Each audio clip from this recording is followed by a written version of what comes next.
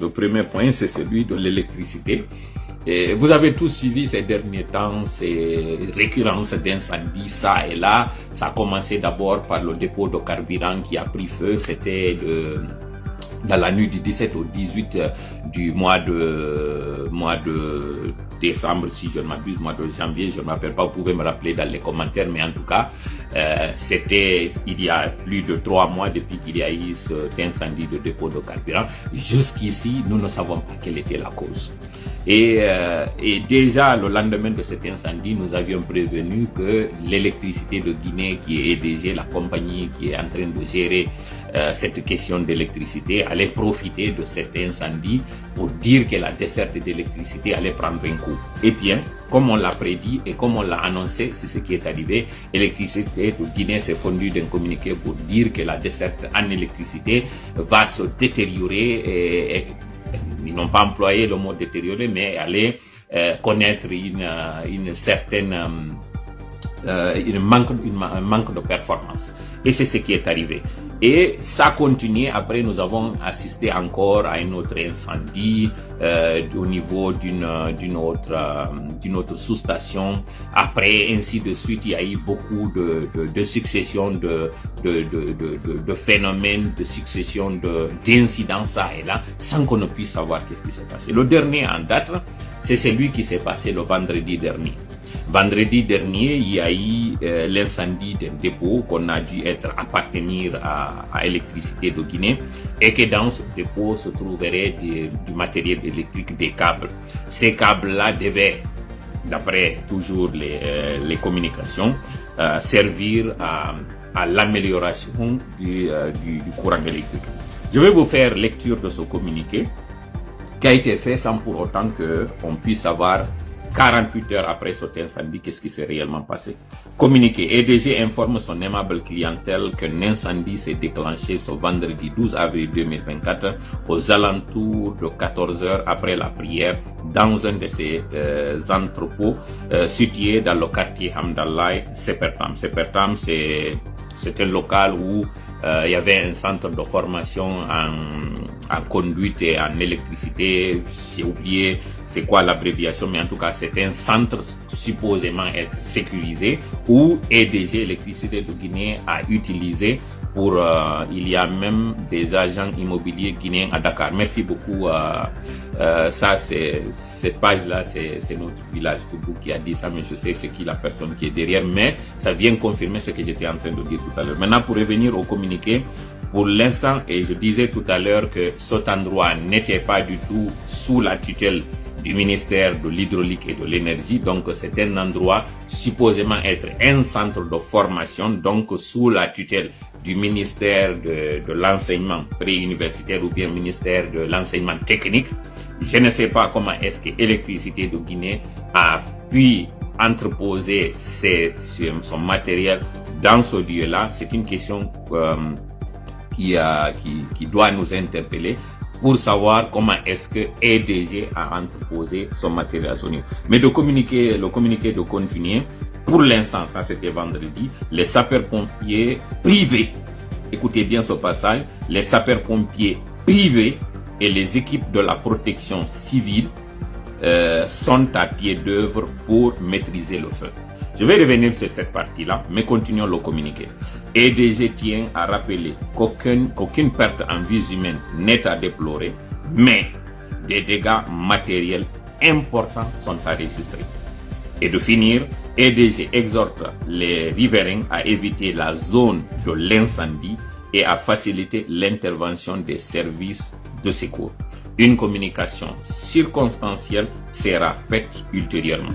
Ça, c'est ce que dit le communiqué. 3 choses attirent l'attention avec ce communiqué. La première des choses d'abord, c'est le fait qu'on dise qu'un des dépôts, qu'un des entrepôts d'électricité de Guinée. Ça veut dire qu'actuellement, au moment où je suis en train de parler, il y a plusieurs entrepôts dans la capitale où sont entreposés du matériel appartenant à EDG. Mais quel genre de matériel? Ça va être certainement des câbles, des transformateurs, ainsi de suite. Mais à ce que nous sachions, le problème aujourd'hui d'électricité, ce n'est pas qu'un problème au niveau du transport. C'est au niveau aussi de l'approvisionnement en carburant En tout cas, c'est ce qu'on nous a dit lors de l'incendie, que du fait que les réservoirs de carburant étaient incendiés ou ont explosé, et qu'à côté, il y avait aussi un autre dépôt de carburant appartenant à EDG, que cela allait avoir une répercussion, un impact sur la desserte d'électricité. Mais là, on nous fait comprendre ou on nous fait croire que cet incendie d'un dépôt où il y avait du matériel, peut-être du stock pour l'entretien, et pris feu, cela allait avoir un impact. Ça, c'est la première des choses. La deuxième des choses, comme je le disais hier, et ce n'était pas fortuit, plutôt que d'équiper la Guinée de matériel d'engins roulants pour comme les ambulances par exemple, pour les hôpitaux, comme des véhicules, des citernes à eau pour les cas d'incendie, le CNRD a choisi de s'équiper en armement, en équipement militaire pour réprimer. Et là, vous allez voir que le CNRD s'est mis un doigt dans l'œil tout seul. Parce qu'ils n'ont pas eu une honte ni de gêne de dire que pour l'instant, les sapeurs-pompiers privés, c'est-à-dire que nous sommes dans un pays, et c'est la première fois d'entendre une telle chose, qu'il y a des sapeurs-pompiers privés. C'est ma première fois de l'entendre. Je suis dans un pays occidental, peut-être que ici où je vis en Amérique du Nord, il n'y en a pas. Mais à ce que je sache, il peut y avoir des véhicules citernes dont on peut disposer pour une raison X ou Y, surtout quand on est dans un site hautement sensible, mais que cette citerne ou ces camions soient uniquement pour l'usage. Par exemple, si nous prenons l'exemple de l'aéroport, un aéroport par exemple, c'est un endroit stratégique où il doit y avoir absolument des citernes à eau pour usage civil. Comme aussi au niveau des camps, il peut y avoir aussi des citernes pour usage militaire. Ça, on peut comprendre que l'utilisation elle est strictement réservée à telle chose. Comme on peut être dans un cas de figure où une société privée est en train d'opérer avec du carburant, avec en tout cas du produit susceptiblement inflammable ou explosif, et que soit assigné pour cette entreprise une citerne. Mais sa gestion reste du domaine public parce qu'on suppose que c'est du service public, comme la police. C'est-à-dire que c'est comme si on disait qu'une police privée est en train d'agir sur un endroit donné. Je ne sais pas si vous avez eu la même lecture ou ça a attiré votre attention de la même façon que nous, mais d'entendre un communiqué officiel d'une organisation, d'une institution comme EDG parler de pompiers privés, ça inquiète. Sapeurs-pompiers privés. C'est-à-dire qu'on peut avoir des hôpitaux privés et publics, c'est normal, mais on ne peut pas avoir une gendarmerie privée. Or, la protection civile est du domaine public. Comme j'ai dit, encore une fois, pour intégrer ce genre de secteur, c'est du domaine public. La formation, l'entretien et tout ce qui en suit. En tout cas, vous pouvez me corriger dans ma lecture, dans ma compréhension, mais le fait de dire des sapeurs-pompiers privés est déjà une forte anomalie pour un pays qui se dit un pays démocratique, civilisé, organisé. Mais, à défaut de la mère, on se contente de la grand-mère, puisque la nature a horreur du vide. Lorsque l'État faillit à ses obligations, à son devoir, et puisqu'il ne faut pas laisser la population laisser à elle-même, il faut qu'il y ait un relais. Et c'est justement à ce relais-là qu'une certaine compagnie comme Topaz, par exemple, opérant dans un domaine plastique, de fabrication de matières plastiques, des bougies, et qu'il pourrait y avoir des incendies, puisse avoir ses propres camions citernes. Ça, on peut comprendre.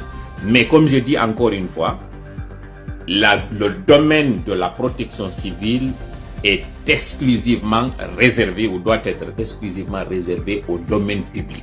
Maintenant, ce domaine public peut assigner à titre exceptionnel ou à titre